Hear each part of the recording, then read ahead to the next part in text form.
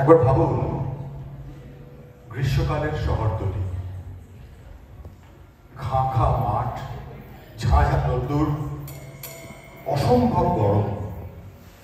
আর ঠিক তখনই হঠাৎ একটা ঠান্ডা হাওয়া, ঈশান কোণে কালো মেঘ, আর এক অজানা অদেখা কিশোরীর নুপুরের আওয়াজ ভেসে এলো, কি আপনার মন কারণ হলসে দুলে উঠবে না? শোনা যাক।